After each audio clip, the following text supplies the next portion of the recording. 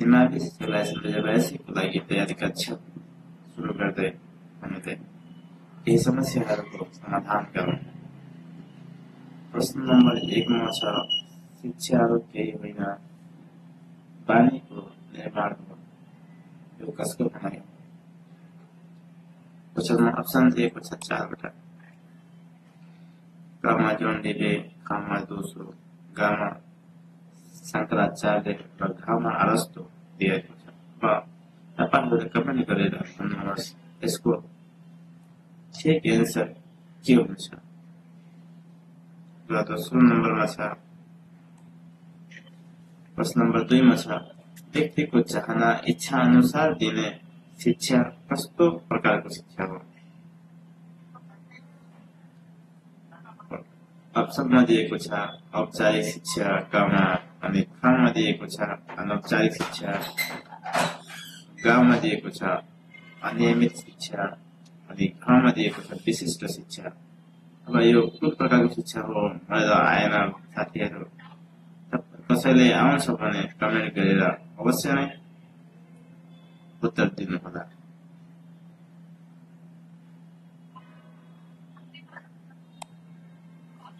अनि प्रश्न नम्बर 3 मा छ हाल नेपालमा साक्षर घोषित जिल्लाको संख्या कति रहेको छ?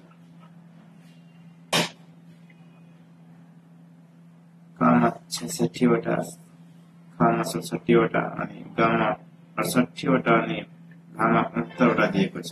यसको सही उत्तर के हो साथीहरू, यो त मलाई पनि थाहा भएन। तपाईँहरूले कमेन्ट गरेर भन्नुहुन्छ भने उत्तर दिनुहुन्छ अनि पछि नै हामीलाई थाहा हुन्छ। जसले पनि आउँछ यसको उत्तर अवश्य नै कमेन्ट बक्समा दिनुहोला।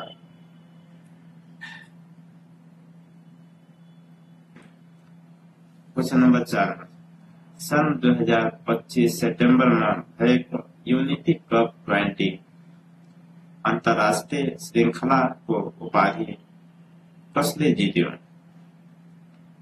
अप्सनमा कमा दिएको छ भारत, खमा बङ्गलादेश, गमा नेपाल, अनि घामा दिएको छ चीन। अब यसको उत्तर यो चाहिँ कलरफिया जस्तै देखिएको छ। यसको उत्तर धेरै जसो साथीहरूलाई आउँछ होला, अवश्य नै कमेन्ट बक्समा यसको उत्तर दिनुहोला।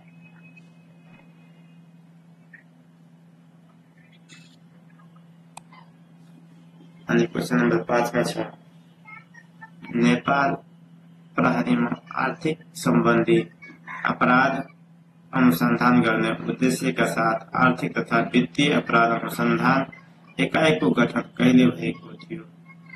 अप्सनमा 2080 वैशाख, खमा 2081 वैशाख, गमा 2081 चैत्र, अनि घामा 2082 वैशाख।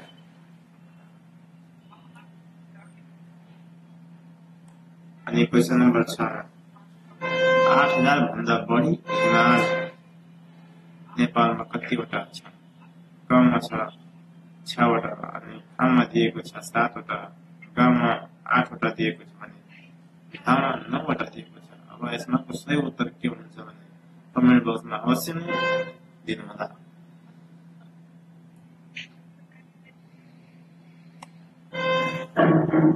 क्वेशन नम्बर 7 नेपाल सरकार र आन्दोलनरत शिक्षक बीच 9 बुँदे सहमति कहिले भएको थियो?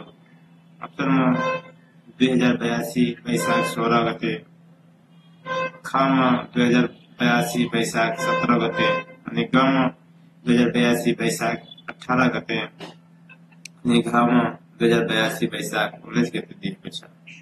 कमेन्टमा अवश्य नै यसको उत्तर दिनुहोला।